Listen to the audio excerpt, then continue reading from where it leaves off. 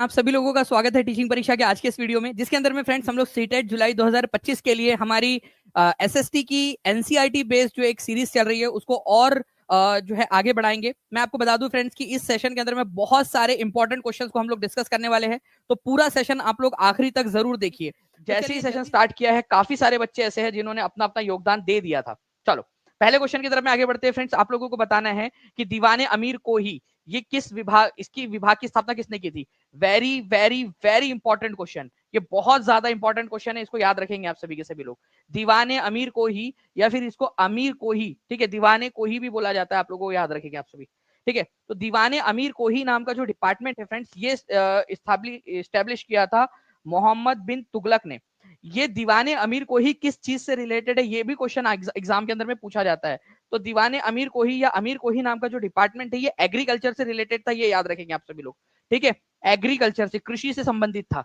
Okay, कृषि विभाग था। ये भी क्वेश्चन कई सारे बार एग्जाम के अंदर में आया हुआ है कि किस चीज से रिलेटेड था, तो ये एग्रीकल्चर से रिलेटेड था, ये आप लोगों ने ध्यान रखना है। ठीक है, इंपॉर्टेंट पॉइंट है, एग्जाम के अंदर में आएगा। सभी लोग लिख देंगे, दो चीजें बोल रहा हूं आपको जो आपके कमेंट में लिखने आपने। दीवाने अमीर को ही लिखिए सबसे पहले मोहम्मद बिन तुगलक, एमबीटी लिख सकते हो आप, मोहम्मद बिन तुगलक। और किस चीज से रिलेटेड था, एग्रीकल्चर या फिर कृषि से रिलेटेड था। ठीक है, ये भी लिख सकते हो आप लोग, कृषि से रिलेटेड था, ये भी आप लोगों से क्वेश्चन पूछा जा सकता है, तो सभी लोग लिख देंगे यहां पर में। चलिए, तो ये आप लोगों का आंसर हो गया। नेक्स्ट क्वेश्चन की तरफ में आगे बढ़ने से पहले फ्रेंड्स मैं आपको बताना चाहूंगा कि मोहम्मद बिन तुगलक जो है इसने अपनी राजधानी दिल्ली से कहां पर में स्थानांतरित कर दी थी, ये क्वेश्चन बनता है। जल्दी बताइए आप लोग, दिल्ली से अपनी राजधानी को कहां पर में उसने शिफ्ट कर दिया था। बहुत ही इंपॉर्टेंट क्वेश्चन है।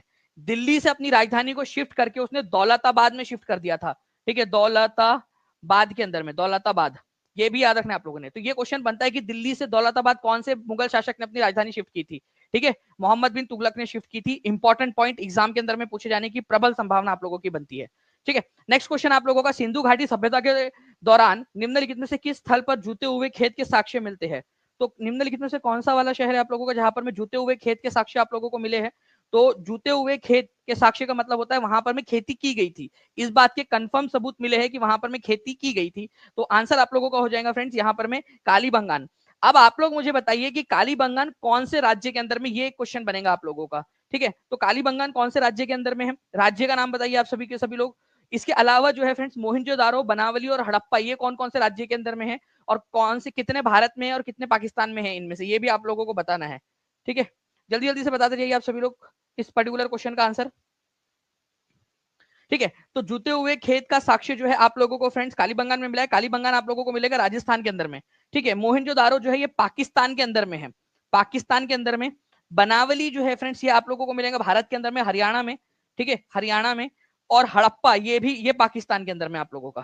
तो हड़प्पा और मोहनजोदारो ये दो स्थल पाकिस्तान में है, कालीबंगान और बनावली भारत के अंदर में है। इंपॉर्टेंट पॉइंट से एग्जाम के अंदर में पूछे जाएंगे आप सभी लोगों से। ठीक है, जल्दी जल्दी से सभी लोग इन पॉइंट को लिख दीजिए। कालीबंगान राजस्थान में है, बनावली, ठीक है, हड़प्पा के अंदर, आप लोग हरियाणा के अंदर में है, मोहनजोदारो और हड़प्पा। अच्छा, दो चीजें और बताता हूं मैं आप लोगों को जो एग्जाम के अंदर में आने वाली है, सभी लोग पहले कमेंट के अंदर में लिखते जाएंगे, सभी के सभी बच्चे। एक्टिविटी जितना ज्यादा करोगे उतना ज्यादा आगे बढ़ोगे, ये चीज ध्यान रखना आप सभी लोगों ने। ठीक है, अगर मैं आप लोगों से बात करूं फ्रेंड्स मोहनजोदारो की, तो मोहनजोदारो पाकिस्तान में कौन सी रिवर के किनारे पे बसा हुआ है। एक एक पॉइंट, एक एक बच्चा एक एक क्वेश्चन आगे करते हुए अपने जीवन में आगे बढ़ता जा रहा है, अपना भविष्य और ज्यादा बेहतर बनाते जा रहा है, अपने परिवार का भविष्य और ज्यादा बेहतर बनाता जा रहा है। अगर आप लोग जो है एक एक चीज भी सीख रहे हो तो हर एक एफर्ट आपका वो ऐड हो रहा है आपके परिवार की खुशियों के अंदर में। मोहनजोदारो जो है फ्रेंड्स आप लोगों का, ये सिंधु नदी जो है, इंडस रिवर, उसके किनारे पे बसा हुआ है, सिंधु नदी के किनारे पे। वही मैं हड़प्पा की बात करूं तो ये रावी नदी है पाकिस्तान के अंदर में, वहां पर मैं बसा हुआ है। ठीक है, रावी नदी के किनारे के ऊपर में है हड़प्पा, रावी नदी के किनारे पे। बहुत बढ़िया, आप लोग आंसर्स कर रहे हो, कमेंट के अंदर में आंसर्स करते रहिए। जैसे देख रहे हो आप लोग बहुत सारे बच्चे आंसर्स कर रहे हैं। तो मोहनजोदारो हड़प्पा, जो मोहनजोदारो है सिंधु नदी के किनारे पे, और हड़प्पा शहर जो है वो रावी नदी के किनारे के ऊपर में। दोनों ही पॉइंट्स याद रखने आप लोगों ने, लिखते जाएंगे कमेंट के अंदर में सभी के सभी लोग। ओके, चलिए नाउ फ्रेंड नेक्स्ट क्वेश्चन की तरफ में हम लोग आगे बढ़ते हैं यहाँ पर में। ठीक है, आप लोगों को जो है ये क्वेश्चन का आंसर करना है, कौन सी अक्षांश रेखा भारत के मध्य से होकर देश की जलवायु को प्रभावित करती है। ठीक है, कौन सी अक्षांश रेखा भारत के मध्य से होकर भारत की जलवायु को प्रभावित करती है, तो भारत के मध्य से होकर गुजरती है। और इसी पर बेस जो है फ्रेंड्स ये क्वेश्चन आया था अभी बीपीएससी प्रीलिम्स में, 4 जनवरी 2025 को बीपीएससी प्रीलिम्स के अंदर में ये क्वेश्चन आया। देखिए यहाँ पर मैं बोला गया कौन सी अक्षांश रेखा भारत के मध्य से होकर गुजरती है, तो मध्य से होकर गुजरती है और भारत के जलवायु को भी प्रभावित करती है, तो वो है tropic of cancer. Tropic of cancer का जो लैटिट्यूडनल जो वैल्यू है वो है 23.5 डिग्री नॉर्थ, ठीक है, 23.5 डिग्री नॉर्थ पर है कर्क रेखा। तो कर्क रेखा आंसर हो जाएगा, एनसीईआरटी के अंदर में दिया हुआ है, एसएससी जीडी कांस्टेबल के एग्जाम में आया हुआ क्वेश्चन था, D triple S B, KVS, super TET, BPSC, TRE कहीं पे भी पूछे जाने की संभावना बन जाती है, ठीक है। तो इस पॉइंट को याद रखिएगा सभी के सभी लोग। और जितने भी बच्चे अगर चाहते हैं कि एक्स्ट्रा पॉइंट्स आप लोगों को बताता रहूं, तो सेशन को लाइक जरूर करते रहेंगे, ठीक है। जहां भी शेयर कर सकते हो शेयर जरूर कर दीजिए। अब बात आती है आप लोगों की कर्क रेखा की, तो मुझे बताओ कि कर्क रेखा भारत के कितने राज्यों में से जाती है, कितने राज्य है, कितने राज्यों में से जाती है, ठीक है, जल्दी से बताएंगे, जल्दी से ये फिल इन द ब्लैंक सभी बच्चों ने भरना है यहां पर में, ठीक है, कितने राज्यों में से जाती है। इसके अलावा, ठीक है, क्या आप मुझे वेस्ट से स्टार्ट करके ईस्ट तक के सारे राज्यों के नाम बता सकते हो?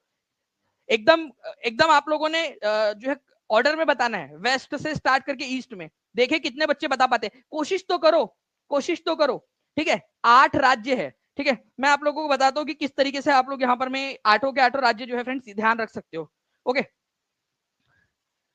देखिए वैसे तो यहाँ पर मैं आप लोग देखिए फ्रेंड्स, सबसे पहले गुजरात के अंदर में जाती है, ठीक है, फिर राजस्थान, मध्य प्रदेश, छत्तीसगढ़, झारखंड, ठीक है, पश्चिम बंगाल, ठीक है, त्रिपुरा और मिजोरम।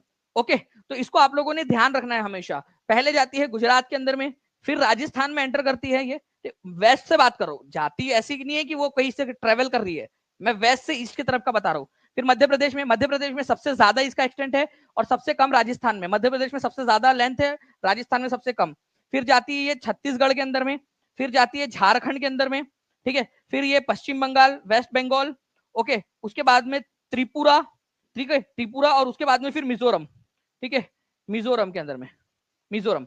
तो ये भी आप लोगों ने याद रखना है, कभी भी पूछा जा सकता है, कमेंट के अंदर में लिखते रहेंगे सभी के सभी लोग। 591 लाइक्स हो चुके हैं फ्रेंड्स, कंटिन्यूअसली आप लोग सेशन को जो है वो आगे बढ़ाते जा रहे हो, बहुत अच्छी बात है। अच्छा, एक चीज मुझे बताइए कि नॉर्थ ईस्टर्न इंडिया के ऐसे कौन से 2 राज्य है जिनके जिनके अंदर में से कर्क रेखा जाती है? डायरेक्ट क्वेश्चन बनेगा, नॉर्थ ईस्ट के 2 राज्यों के नाम बताइए आप लोग।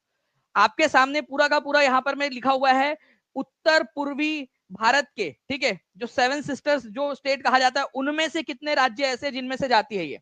जल्दी से बताइए आप लोग। 7 सिस्टर्स पूर्वोत्तर भारत की, त्रिपुरा और मिजोरम। तृप्ति यादव ने सबसे पहले आंसर कर दिया था यहां पर में, उसके बाद में कंचन कुमारी ने कर दिया था, प्रियांशु कुमारी ने कर दिया था, ठीक है, रुचि कुमारी ने, राय स्टडी ने, ठीक है, त्रिचा, पूजा टीचिंग जो है उन्होंने, सीमा ने, ठीक है, बहुत बढ़िया। ए आर रहमान भी हमारे साथ में, उन्होंने भी कर दिया, रोहित कुमार ने भी कर दिया, बहुत बढ़िया, बहुत सारे लोग जो है कंटिन्यूसली आंसर्स करते जा रहे हैं, ठीक है, ऐसे ही आप लोगों ने करते रहना है फ्रेंड्स।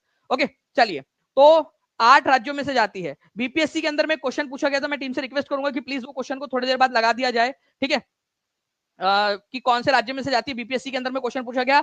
मैं आपको चैलेंज करता हूं कि आप अगर उन ऑप्शन में से मेरे को आंसर बता दे तो मान जाएंगे आप लोगों को। जियाउद्दीन बर्नी की जो पुस्तक है वो कौन सी है, जल्दी बताइए इनमें से। जियाउद्दीन बर्नी, इनमें से कौन सी पुस्तक है जो जियाउद्दीन बर्नी की है?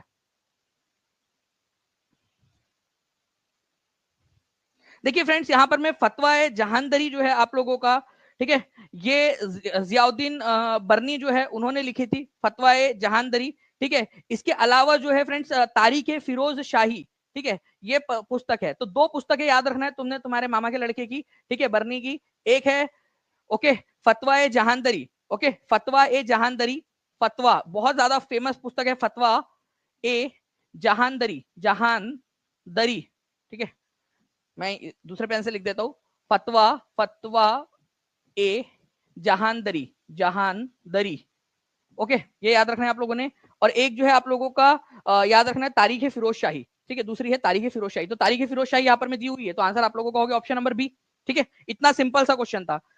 तो ये दोनों के दोनों लाग याद रखिए आप लोग यहाँ पर में। सर लड़का है या लड़की है? अरे बर्नी है तो मतलब ऐसा थोड़ी है यहाँ पर में, ठीक है, कि लड़का ही हो लड़की होगा करके। जियाउद्दीन बर्नी नाम, सरने में उसका बर्नी, ठीक है।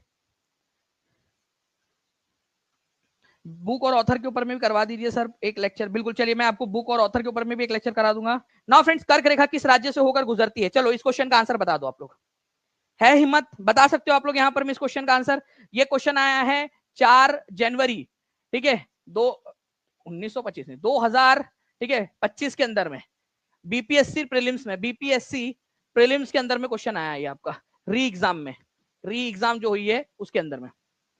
बताओ, देखो अब आप लोग आंसर लगा सकते हो इसका, जल्दी बताइए आंसर क्या होगा कि कौन सा राज्य जहां से कर्क रेखा होकर गुजरती है। तो कर्क रेखा जो है फ्रेंड्स, इनमें से बिहार में से तो नहीं जाती, उत्तर प्रदेश में से भी नहीं जाती, उड़ीसा में से भी नहीं जाती, मेघालय से भी नहीं जाती, तो कोई भी आंसर यहाँ है ही नहीं। तो आपने देखा कि एग्जामिनर ने क्वेश्चन गलत सेट कर दिया, कौन से राज्य से होकर गुजरती है, किसी भी राज्य से होकर नहीं गुजरती यहाँ पर में, ठीक है। तो आंसर यहाँ पर में आप लोगों का जो है फ्रेंड्स, ठीक है, गुजरात, राजस्थान, मध्य प्रदेश, छत्तीसगढ़, झारखंड, पश्चिम बंगाल, त्रिपुरा, मिजोरम, उनमें से कोई नहीं दिया है, ठीक है। और ई ऑप्शन भी नहीं था एग्जाम के अंदर में, ई ऑप्शन है ही नहीं, ठीक है। तो आंसर क्या होगा, नन ऑफ द अबव हो जाएगा यहाँ पर में, ठीक है। मुझ में नहीं है सर ये हिम्मत, ये बीपीएससी, सिर्फ बीपीएससी ही कर सकता है ये क्वेश्चन का आंसर। बिल्कुल जावेद जायरा जी सही कह रहे हो आप, ठीक है, ये बीपीएससी ही कर सकता है। बीपीएससी ने 2023 के अंदर में सेंसस करा दी, ठीक है, जनगणना, जबकि हमको, भारत सरकार को और सब लोगों को पता है कि 2011 के बाद में सेंसस ही नहीं हुई है। बट बीपीएससी ने 2000 क्वेश्चन पूछा 2023 की जनगणना के अनुसार सबसे ज्यादा साक्षरता कहाँ है, 2023 में तो जनगणना ही नहीं हुई, ठीक है। चलिए, तो ये आप लोगों का आंसर हो गया। नेक्स्ट क्वेश्चन की तरफ में आगे बढ़ते, किस मुगल शासक का उपनाम जफर था, उपनाम या पेन नेम। देखिए पेन नेम, अब एक बार ना मैं ये क्वेश्चन जब पढ़ा रहा था पेड क्लास के अंदर में, एक बार मुझे याद है कि वो बच्चे ने बोला कि पेन नेम जो बोला उसको, तो बोला सर मतलब मुगल राजा के नाम याद करना कठिन है, उनके उनके पेन का भी नाम याद रखना पड़ेगा कि उनके पेन का क्या नाम था। अरे भाई उनके पेन का नाम याद नहीं रखना है कि उनका, उनके कलम का नाम क्या था, उनका नाम बेसिकली कि जब वो कोई शायरी वगैरह लिखते थे तो नीचे में जो नाम लिखते थे वो वाला नाम की बात कर रहे हैं यहाँ पर में, ठीक है। चलो मैं बताता हूँ आप लोगों को, मान लो, ठीक है, यहाँ पर में कोई मुगल बादशाह है आपका, ओके, किसका नाम जफर था। तो देखते कितने लोग यहाँ पर में आंसर कर पा रहे हैं यहाँ पर, ठीक है, अलग अलग आंसर आ रहे हैं आप लोगों के। कुछ लोग बहादुर शाह वन आंसर लगा रहे हैं, कुछ लोग मोहम्मद शाह, कुछ बहादुर शाह द्वितीय, कुछ फारूक सियार आंसर लगा रहे हैं। तो आंसर आप लोगों को बता दो फ्रेंड्स कि बहादुर शाह है, लेकिन बहादुर शाह सेकंड है, ठीक है, बहादुर शाह द सेकंड। ये मुगल बादशाहों की सूची के अंदर में 20वें नंबर के बादशाह थे, 20th एंड लास्ट, आखिरी और 20वें नंबर के मुगल बादशाह, ठीक है। कौन, बहादुर शाह दो, जिनको बहादुर शाह जफर भी बोला जाता था। बहादुर शाह दो क्यों बोलते थे इनको, क्योंकि इनसे पहले भी एक बहादुर शाह नाम के राजा हो चुके थे, ठीक है। अब ये बहादुर शाह दो जो थे, ये अंग्रेजों के पपेट, ठीक है, किंग थे, या पपेट जो है वो एम्पेरर थे। मतलब कि अंग्रेजों ने उनको अंग्रेज उनको पेंशन देते थे, वो अपने लाल किले में मस्त रहते थे, वहां पर में मुशायरा वगैरह जमता था, वहां पर में ही बस राजा राजा राजा खेलते रहते थे वो, बस इतना ही था उनका, ठीक है। तो वहां पर में जो भी वो शायरी लिखते थे, काफी सारी अच्छी अच्छी शायरियां भी लिखी उन्होंने, ठीक है, तो वो अपना नाम जफर लिखते थे। फॉर एग्जाम्पल मान लो यहाँ पर में ये है हमारे बहादुर शाह दो, ठीक है, और ये एक बहुत सुंदर सी कन्या है, ठीक है, एक सुंदर सी कन्या, ओके, उसके यहाँ पर में तिल है। तो बहादुर शाह जफर जो है या बहादुर शाह दो जो है वो उसकी इसके तिल को देखकर कहेंगे कि अब मैं समझा तेरे रुखसार पे तिल का मतलब, अब मैं समझा तेरे रुखसार पे तिल का मतलब, दौलत हुस्न पे दरबान बिठा रखा है, ठीक है, कि भाई दौलत हुस्न पे दरबान बिठा रखा है। तो ये बहादुर शाह जफर जो है ये लिखेंगे और नीचे में अपना नाम जफर लिख देंगे, बस इतना, ये है उनका पेन नेम। पेन नेम मतलब उन्होंने मस्त पैकी एक शायरी लिखी और उसमें नीचे में जफर लिख दिया उन्होंने, ओके। चलिए, तो ये इसका मतलब था तिल का, ओके। चलिए आगे बढ़ते हम लोग फ्रेंड्स यहाँ पर में हमारे नेक्स्ट क्वेश्चन की तरफ में। साहिबुत जमानी जो है, साहिबात उस जमानी, ये किसकी जो है उपाधि थी, ये बताना है आप लोगों ने, साहिबात उस जमानी।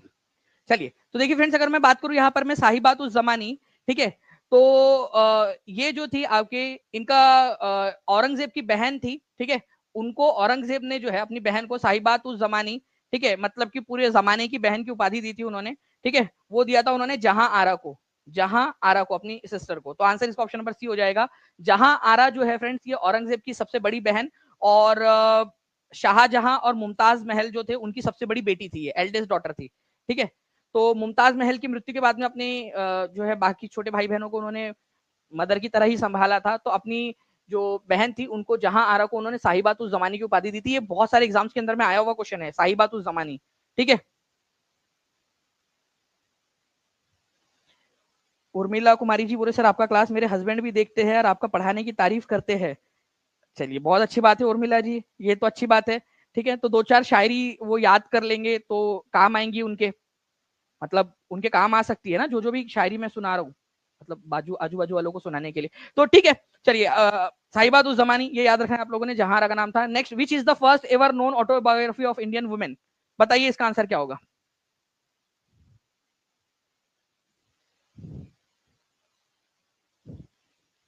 किसी भारतीय महिला की पहली ज्ञात आत्मकथा कौन सी है?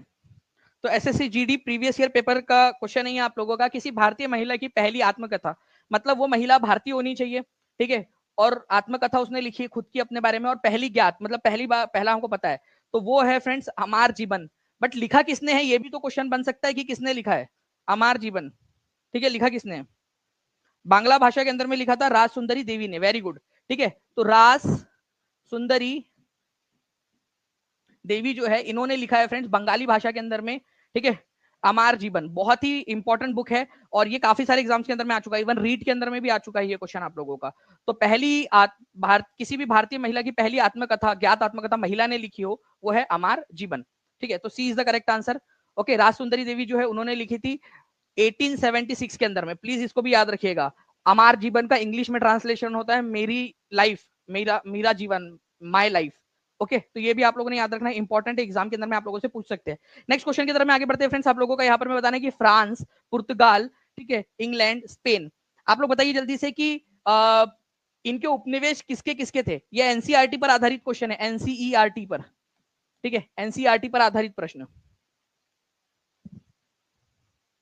जल्दी जल्दी से सेशन को लाइक भी करते रहेंगे फ्रेंड, जितने भी लोग देख रहे हैं। अगर आप चाहते हो कि ऐसे आप लोगों को एक्स्ट्रा इन्फॉर्मेशन के साथ में आप लोगों को करवाता रहूं मैं, ठीक है।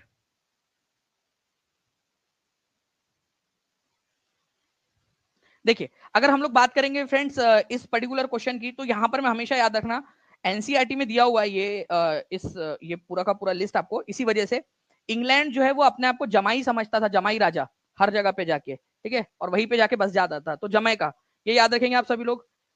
सी की जोड़ी वन के साथ लगने वाली है, सी की जोड़ी वन के साथ, और सी की जोड़ी वन के साथ में केवल एक ही जगह पे लगी हुई है, तो आंसर हो गया आपका ऑप्शन नंबर बी।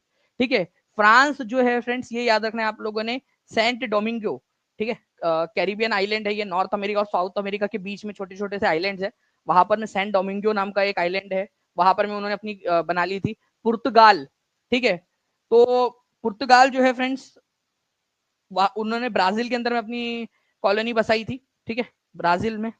और जो बच जाता है आपका स्पेन, स्पेन जो है वेन, स्पेन वेन वेनेजुएला के अंदर में। ठीक है, तो इस तरीके से एक ही जोड़ी, फ्रांस की जोड़ी लगेंगी सेंट डोमिंगो के साथ में 2 के साथ, पुर्तगाल की ब्राजील मतलब 4 के साथ में, सी इंग्लैंड की लगेंगी 1 के साथ में, ठीक है, जमैका, और डी, ठीक है, स्पेन 3 के साथ में, वेनेजुएला। तो आंसर आपका ये हो गया।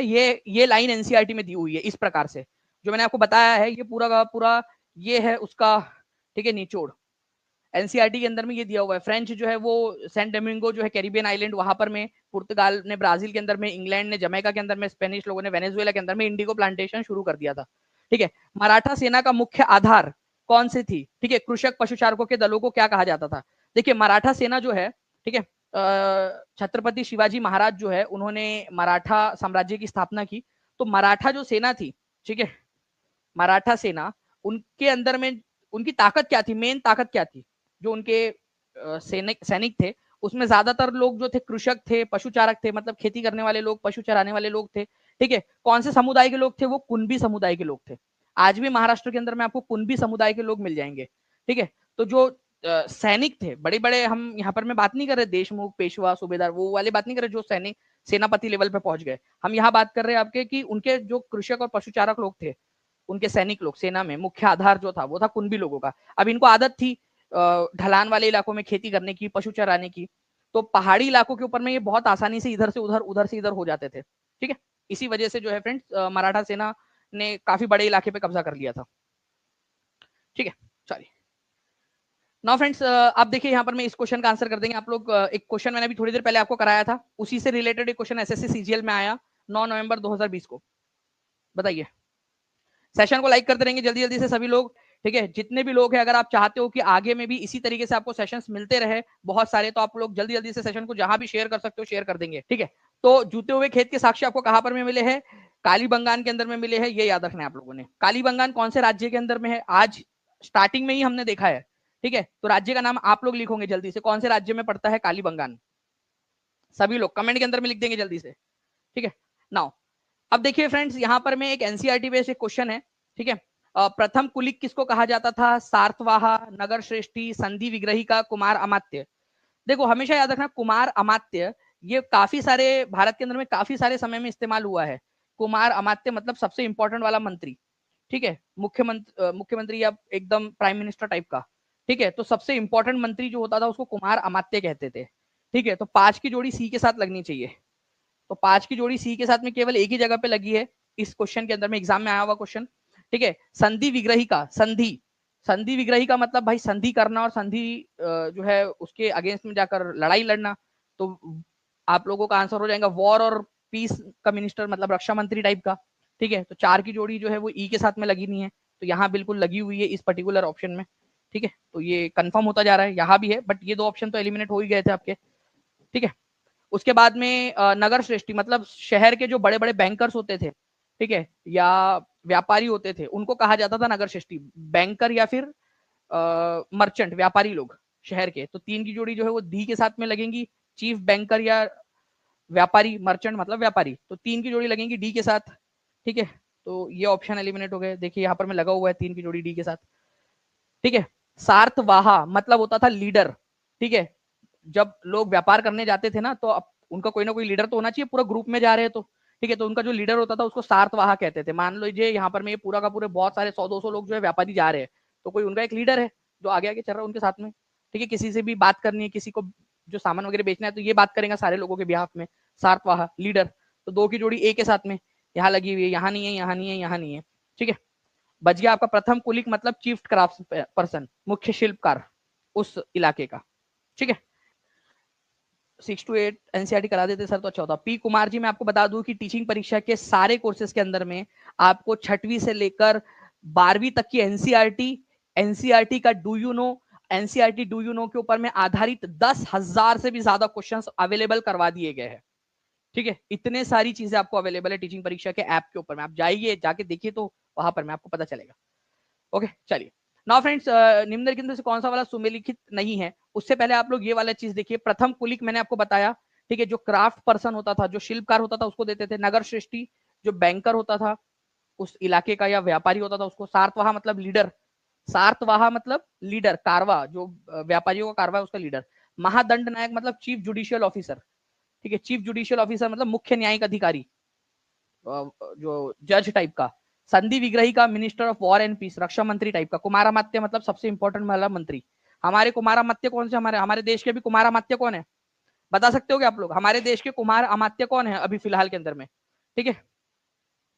ओके बताइए। नाउ फ्रेंड देखिए, एचटेट के अंदर में आया हुआ क्वेश्चन आप लोगों का, इसका आंसर करेंगे सभी लोग जल्दी से। चलिए तो देखिए फ्रेंड्स, अगर हम लोग बात करेंगे महादंड नायक की, तो मैंने अभी आपको बताया कि चीफ जुडिशियल ऑफिसर आपका। नगर श्रेष्ठी मतलब चीफ बैंकर या मर्चेंट। सार्थवाहा मतलब लीडर ऑफ मर्चेंट, ठीक है। उपरिक नहीं है, चीफ क्राफ्ट पर्सन को बोलते थे प्रथम कुलिक, तो ये आप लोगों का गलत है। उपरिक नहीं बोलते थे उसको, उसको बोलते थे आप लोगों का प्रथम कुलिक, प्रथम कुलिक। आप देखिए ना यहाँ पर में जो चीफ क्राफ्ट पर्सन होता था उसको प्रथम कुलिक बोला जाता था, मुख्य शिल्पकार को प्रथम कुलिक बोलते थे, ठीक है, उपरिक नहीं बोलते थे, ठीक है। चलिए, निम्नलिखित में से किसने अर्थशास्त्र नामक पुस्तक लिखी है? जल्दी से आंसर करेंगे आप लोग एकदम स्पीड में। निम्नलिखित में से किसने अर्थशास्त्र नामक पुस्तक लिखी है? तो अर्थशास्त्र नामक पुस्तक जो है फ्रेंड्स, ये याद रखना है आप लोगों ने, ठीक है। विष्णुगुप्त ने लिखी है। विष्णुगुप्त को ही आप लोग जो है चाणक्य भी कहते हो, चाणक्य, ठीक है, या इनको कौटिल्य भी कहा जाता है, कौटिल्य। ओके, ये याद रखना है आप लोगों ने। तो इन्होंने अर्थशास्त्र लिखी है, विष्णुगुप्त या कौटिल्य या चाणक्य एक ही बात है, ठीक है। अर्थशास्त्र नामक पुस्तक लिखी है, तो ए इज द करेक्ट आंसर, ठीक है। मेगास्थनीज ने जो पुस्तक लिखी है उस पुस्तक का नाम है इंडिका, इंडिका। ओके चलो, तो संस्कृत भाषा के अंदर में लिखी है, कौटिल्य या चाणक्य भी कहा जाता है। चंद्रगुप्त मौर्य के टीचर थे ये, मौर्य संस्थापक चंद्रगुप्त मौर्य, उनके टीचर। भारतीय रेलवे के जनक किनको कहा जाता है? Very very very important point, इसको याद रखेंगे आप सभी के सभी। फादर ऑफ इंडियन रेलवे किसको कहते हैं? तो लॉर्ड डलहौजी जो है फ्रेंड्स, इनको कहा जाता है, क्योंकि इन्हीं के समय में जो है सबसे पहले रेलवे जो है वो चली थी। आपको ये बताना है कि ईयर कौन सा था जिस समय में भारत के अंदर में पहली बार रेलवे चली थी, ठीक है। तो बताइए जल्दी जल्दी से आप सभी के सभी लोग, ठीक है। देखते कितने लोग यहाँ पर में आंसर कर पाते हैं, जल्दी से आंसर करेंगे सभी के सभी लोग। कौन सा साल था जिस साल पहली बार रेलवे चली थी भारत में? बहुत बहुत बढ़िया फ्रेंड्स, ठीक है। मुंबई से बोरी बंदर के बीच में चली थी रेल 16 अप्रैल 1853 को, ठीक है। 16 अप्रैल 1853, ये याद रखना है आप लोगों ने। तो 1853 याद रख लो, या फिर अगर बहुत ज्यादा याद रखना है तो 16 अप्रैल, ठीक है, 1853 को, ठीक है, पहली बार रेल चली थी मुंबई से पोरबंदर के बीच में, ठीक है। देश की निम्नलिखित मिट्टियों में से किसे स्वतः कृषि मिट्टी कहा जाता है, ठीक है, सेल्फ प्लव। मतलब ये मिट्टी क्या होती है ना, पता है, जब ठंड का मौसम आता है तो ऐसे फट जाती है मिट्टी, ठीक है, और वो वापस से मिल जाती है, तो खुद ब खुद जो है वो रोटेट होती रहती है, ऊपर नीचे होती रहती है, थोड़ा बहुत उसका ऊपर जो ऊपर वाला स्टार्टा है जो उसका लेयर जो है उसकी वो ऊपर नीचे होती रहती है, स्वतः कृषि मिट्टी इसीलिए कहा जाता है इसको। और हमने उसको देखा हुआ भी है यार, ठीक है, जो काली मिट्टी है आप लोगों की, ठीक है, ब्लैक कॉटन सॉइल ये होती है एक्चुअल में, ठीक है, ऐसी फट जाती है मिट्टी, ठीक है।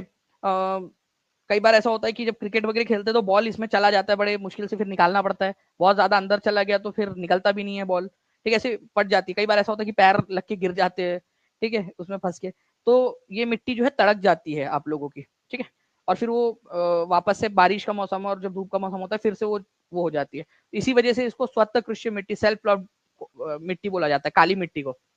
ओके, ये मिट्टी का एक और नाम है रेगुर सॉइल, रेगुर सॉइल। ये काली मिट्टी जो है फ्रेंड्स, ये आप लोगों को दक्कन का जो पठार वाला इलाका है ना, वहां पर में आपको बहुत ज्यादा मिलेंगी, ठीक है, गुजरात, महाराष्ट्र, कर्नाटक, मध्य प्रदेश, तेलंगाना, इन इलाकों के अंदर में आपको काली मिट्टी बहुत ज्यादा मिलेंगी, काली कपास की मिट्टी। ओके, तो ब्लैक सॉइल को क्या कहा जाता है, ये एक चीज आप लोग याद रखिएगा जरूर, ठीक है, इसको क्या कहा जाता है आप लोगों का, इसको जो है आप लोग रेगुर मिट्टी भी कहते हो। देखिए फ्रेंड्स, रेगुर मिट्टी या आपको जो ब्लैक मिट्टी होती है ना, आप लोगों को याद रखना है इसके अंदर में मॉइस्चर रिटेन करने की कैपेसिटी बहुत ज्यादा होती है। मॉइस्चर रिटेंशन का मतलब होता है आप लोगों का पानी को जमा वो करने की, इस वजह से ये चिपचिपी मिट्टी भी होती है आप लोगों की, क्लेई सॉइल होती है, ठीक है। इसके अंदर में क्रैक आ जाते हैं, जिसमें से हवा इसके अंदर जाती है तो ऑक्सीजन और बाकी की जो गैसेस है वो भी इसके अंदर में बहुत आसानी से मिल जाती है। 73वें संविधान संशोधन के अधिनियम के तहत भारतीय संविधान में कौन सा भाग जोड़ा गया? पहली बात तो 73rd कॉन्स्टिट्यूशनल अमेंडमेंट एक्ट है क्या चीज?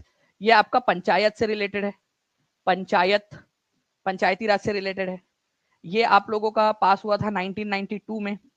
उस समय में प्रधानमंत्री कौन थे, ये क्वेश्चन बीपीएससी में आया था, पीवी नरसिम्हा राव, पीवी नरसिम्हा राव जो है वो प्रधानमंत्री थे, ये याद रखना है आप लोगों ने उस समय में। ओके, ये जो 73rd नंबर का संविधान संशोधन है आप लोगों का, इसके जरिए भारत के संविधान में पार्ट नंबर 9 जोड़ा गया था, ये याद रखना है आप लोगों ने, पार्ट नंबर 9, ठीक है, ये एक इंपॉर्टेंट पॉइंट है आपका, भाग नंबर 9 और अनुसूची नंबर 11। देखो भाग नंबर 9 का मतलब होता है हमारे संविधान में जितने आर्टिकल्स है ना उनको छोटे छोटे पार्ट में बांटा गया, चैप्टर्स में। तो चैप्टर नंबर 9 जो बोल दीजिए आप, या भाग नंबर 9 बोल दीजिए, पार्ट नंबर 9 बोल दीजिए, एक ही बात है, ठीक है। और एक है अनुसूची, अनुसूची मतलब शेड्यूल, जो हम संविधान में बीच में नहीं लिख सकते थे, हमने लास्ट में उसकी सूची जोड़ दी है, लास्ट में। तो ऐसी 12 अनुसूचियां या शेड्यूल है जो संविधान के लास्ट में जोड़े गए हैं। ओरिजिनली 8 ही थे, ठीक है, फिर हमने 4 और जोड़े धीरे धीरे करके, 9वां, 10वां, 11वां, 12वां, तो 11वें नंबर की अनुसूची शेड्यूल नंबर 11 भी इसी से जोड़ा गया था 73वें संविधान संशोधन के जरिए, ठीक है। तो 73rd नंबर के संविधान संशोधन के जरिए 9वें नंबर की सूची और 11वें नंबर का शेड्यूल जोड़ा गया। 11वें नंबर के शेड्यूल के अंदर में क्या है, वो अनुसूची मतलब क्या होता है, लिस्ट, सूची मतलब लिस्ट, है ना। तो इसमें 29 सब्जेक्ट्स की लिस्ट दी गई है जो काम पंचायतों के है। तो पंचायत का काम क्या क्या होगा भाई, ठीक है, साफ सफाई रखवाना, ठीक है, मार्केट को मैनेज करना, ठीक है, वहां पर में कब्रिस्तान, शमशान घाट, जो भी सारी चीजें उनको मैनेज करना, छोटे मोटे जो टैक्स होते हैं वो कलेक्ट करना, ठीक है, स्कूल्स जो पंचायत की स्कूल्स होती है उनकी देखरेख करना, ये सारा काम जो है, ये 29 सब्जेक्ट जो है 11वीं अनुसूची के अंदर में लिस्ट किए गए हैं। अब बीच में जोड़ते तो बड़ा हो जाता संविधान, तो बोले लास्ट में जोड़ देते करके उसको, ठीक है। भारतीय संविधान में समवर्ती सूची की अवधारणा किस संविधान से अपनाई गई है? मैं आप लोगों के लिए जो है फ्रेंड्स ये सोर्सेस ऑफ कॉन्स्टिट्यूशन वाला पूरा का पूरा चैप्टर करवाने वाला, वो भी न्यू बैच के अंदर में, ठीक है, कल। तो सभी जितने भी लोग हैं वो अगर अभी तक टीचिंग परीक्षा के कोर्स के साथ में नहीं जुड़े तो वो जुड़ सकते हैं, ताकि आप लोगों को सभी को ये मिल जाए कोर्सेस। तो भारतीय संविधान में समवर्ती सूची की अवधारणा कहाँ से ली गई है?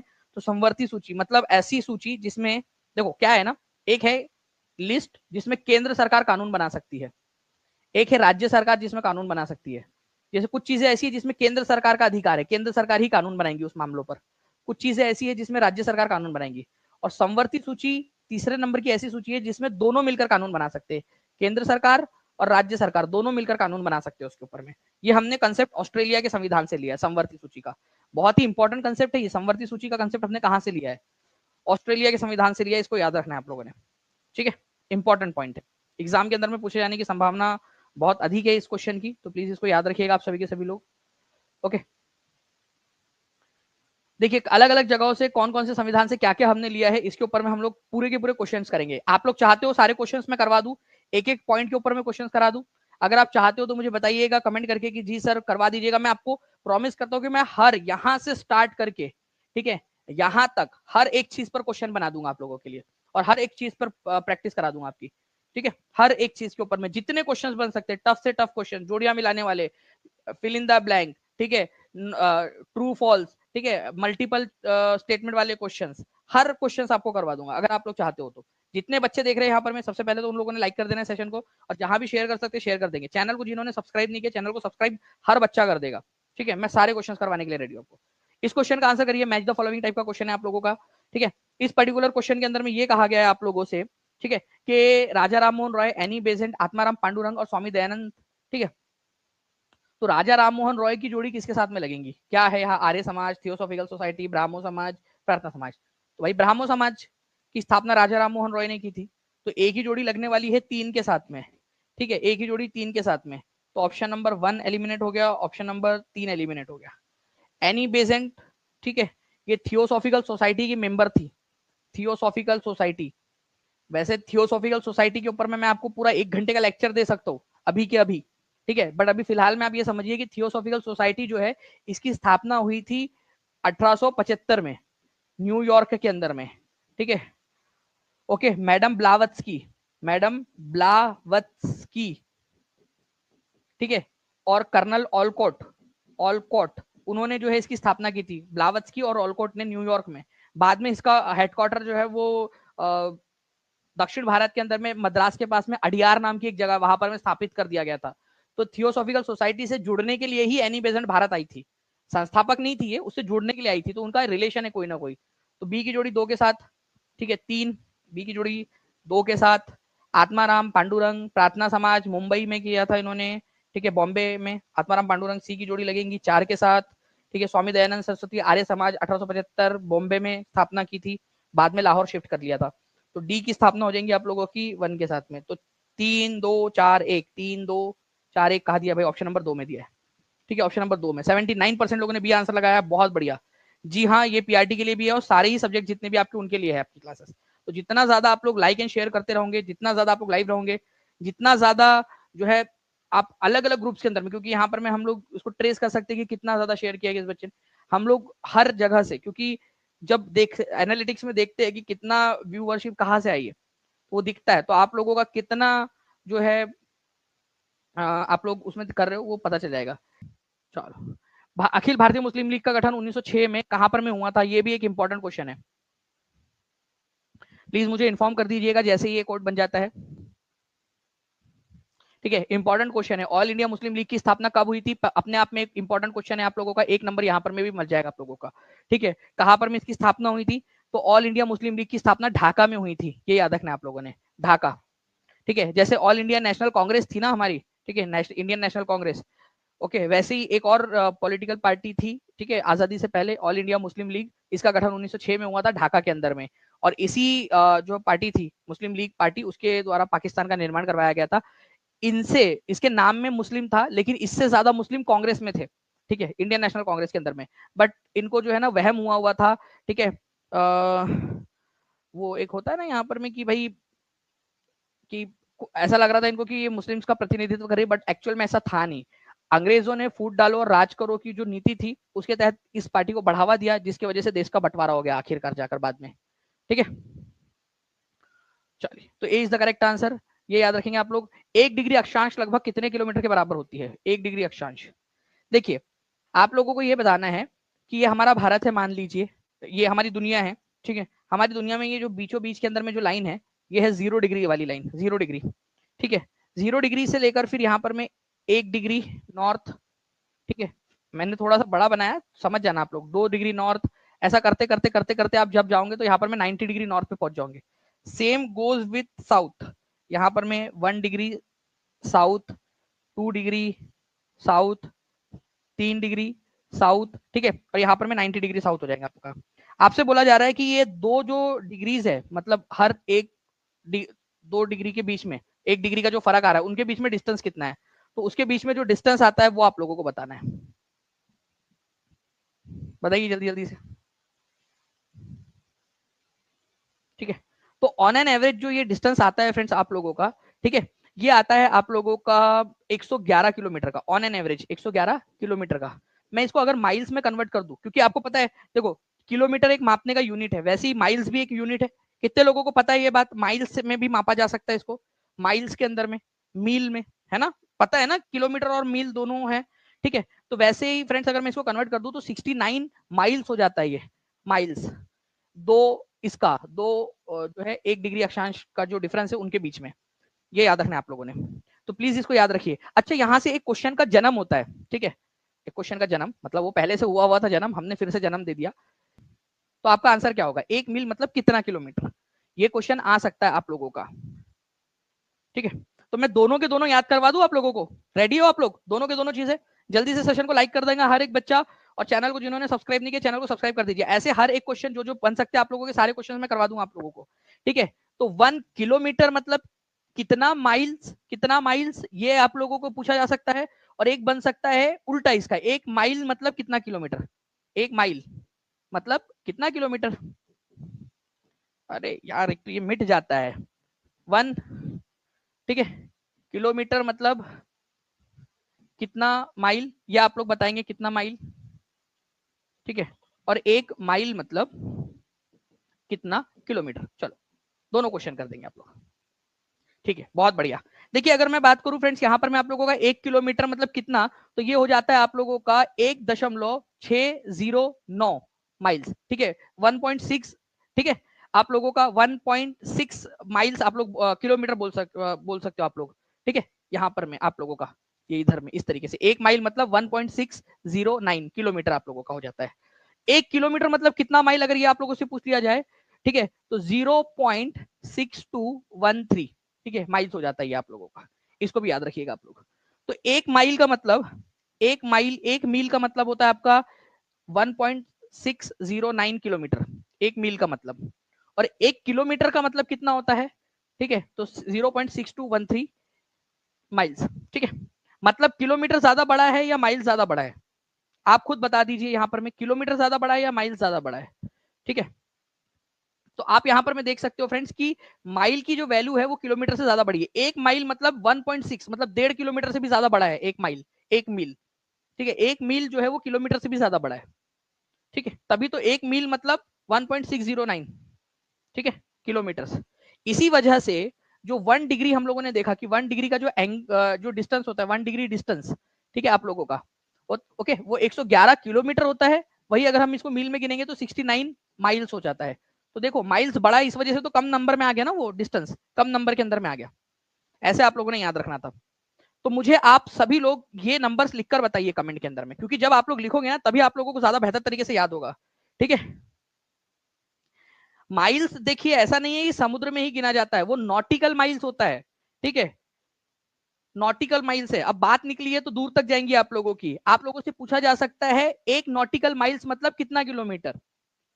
हमेशा याद रखना है आप लोगों ने, नॉटिकल माइल्स का मतलब होता है आप लोगों का जो समुद्र में, समुद्री मील उसको बोलते हैं, वो अलग चीज है आप लोगों की। ठीक है, तो वो प्लीज उसको अलग मानिए आप लोग, वो अलग चीज है आपका। ठीक है, अगर लिखना है तो मैं लिख भी देता हूं आप लोगों के लिए, कोई बात नहीं है इसके लिए। 1